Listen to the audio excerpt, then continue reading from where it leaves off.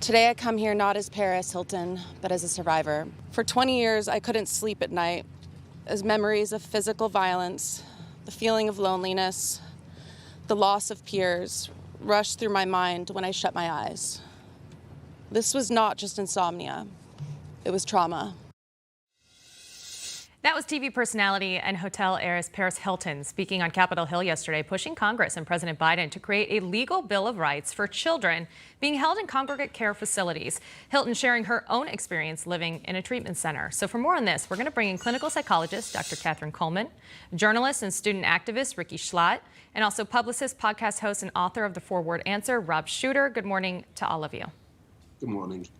Now, Paris listed off the abuse she endured during her time at the Provo Canyon School in Utah. It's difficult to listen to. She says she was strangled, slapped across the face, watched in the shower by male staff. She was also called vulgar names, forced to take medication without a diagnosis, not given a proper education, thrown in solitary confinement, and so much more. Dr. Kuhlman, what did you make of this? What she's describing here is truly worse than prison. Inmates have more rights than students in this case, which is really, really sad. And what she's describing here is such absolute emotional pain and trauma that she experienced. And so, when you look back on Paris Hilton's life and, kind of what we saw back in the, early to mid 2000s, and some of her behavior was really what I would argue a reaction to the trauma she experienced. Engaging in risky and impulsive behavior and attempts to escape and numb herself. It's really sad, and I commend her for standing up for this now. Yeah, she came out a couple months ago kind of saying her whole life and career has been this act. And maybe, as you're pointing out, as a result of the trauma she's experienced. Rob, I know you know Paris Hilton well. I think it comes as a surprise to many who don't that she suffered such abuse and PTSD. She came out of the gate saying, I'm not here today as Paris Hilton. I'm here as a survivor. What did you make of how she's handling this?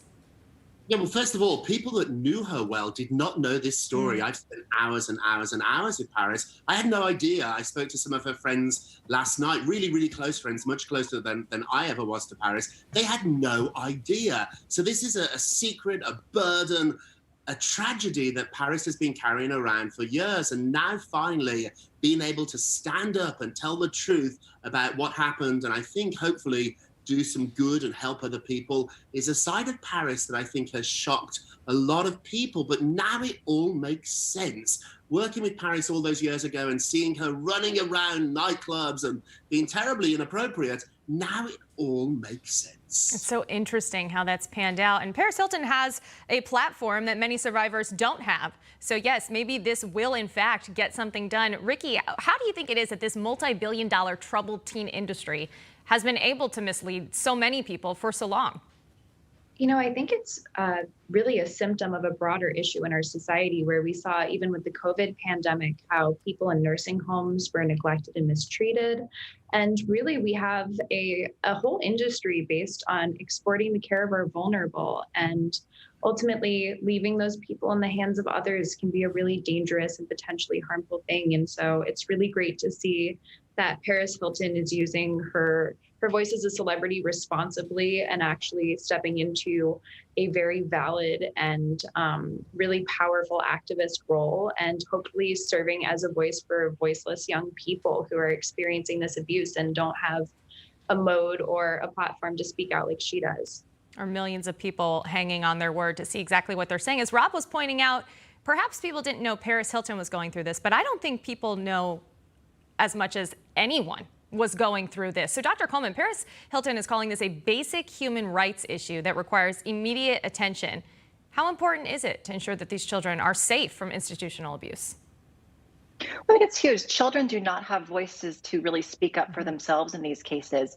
And, you look back, and these parents who send their children to these places, truly, I believe in their hearts, believe that they're doing the right thing. They feel like they're at a loss with their children's behavior and feel like this is the only option.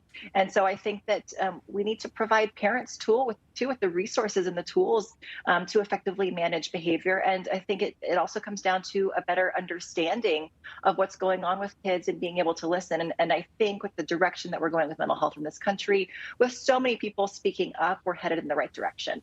Rob, do you think that this is a chance, as Rikki was pointing out, to use her celebrity to do some good in the world, to maybe for her own self make sense of her past, as you pointed out, but for other people going through this, how important is it to see someone with the kind of stature that Paris Hilton has, celebrity in general, to see that they're also going through something like this? It's huge. If this can happen to a Hilton, it can happen to anybody. Yes, Paris was a child when this happened, but she still was the child of a Hilton. And so to be thrown into an organization that abused her when she was a young girl, she still had a lot of power. Paris was a Hilton from the day she was born and had an extraordinary privileged life. I saw it firsthand. So if this can happen to her, it can really happen to anybody. And as far as using her voice, I'm really happy and surprised that she's doing this. I think a lot of us always thought Paris was a silly party girl, that girl dancing on a table. This is a chance for Paris to change that, for literally